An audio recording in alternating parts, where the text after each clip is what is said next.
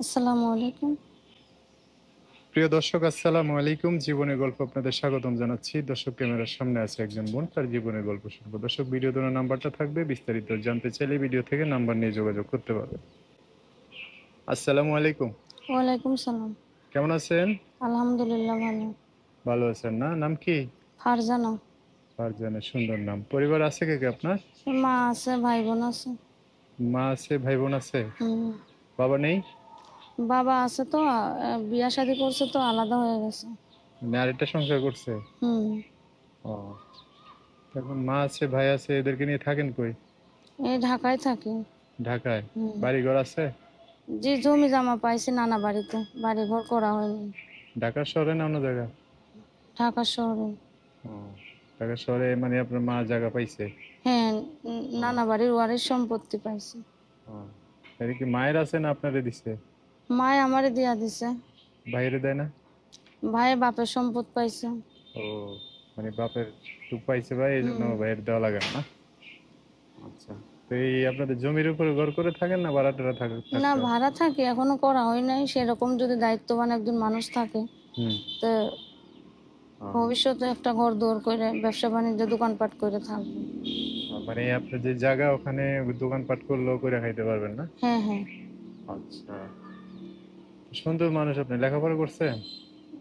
বেশি একটা করা হয় নাই, ক্লাস 9 অবধি পড়াশোনা করছি। তো ভালোই করছেন। এখন কি করেন? এখন আমি বিউটি পার্লারের সম্পূর্ণ কাজ জানি। সম্পূর্ণ কাজ জানেন? জি। করেন না? যে একটা ম্যাডামের দোকানে চাকরি করি আপাতত। বর্তমানে চাকরি করেন? হুম। আচ্ছা। তো কি জন্য আসছেন প্রতিবেদনে বর্তমানে? আসছে যদি ভালো একজন জীবন সাথী পাশে থাকে এর জন্য। ভালো একজন জীবন সঙ্গী পাশে থাকলে কি করবেন তারা নিয়ে? বিয়ে শাদী করে সংসার করবো এটাই। আচ্ছা। আপনি সুন্দর মানুষ, শহরে একটু জায়গা টাগাও আছে, তো আশেপাশে থেকে কেউ করতে চায় না?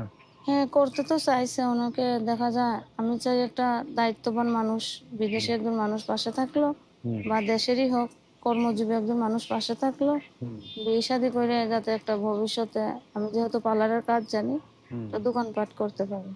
মানে আপনার যে জায়গা ওখানে করলেও চলবো না? হ্যাঁ। আচ্ছা আচ্ছা। এখন যদি কেউ পাশে দাঁড়াতে চায় বা বিয়ে শাদী করে আপনাকে নিয়ে সংসার সাজাতে চায়, যোগাযোগ করবে কিভাবে? এই যে আমি নাম্বার দিব, মোবাইল নাম্বার। মোবাইল নাম্বার বলতে পারবেন? নাম্বার নাকি আমি বলে হ্যাঁ, দিই? বলতে পারবো আমি। আচ্ছা, বলেন, দুই তিনটা করে একটু বলে দিন। 0181 হুম। তারপর? 083, হুম। তারপরে 22 হুম, 05। 05। আচ্ছা দর্শক, উনি নাম্বারটা সুন্দর করে বলছে, আমি অবশ্যই স্ক্রিনেও লিখিয়ে দিব, আরো একবার বলে দিচ্ছি। 01810832205। এটি হচ্ছে আপুটার নাম্বার।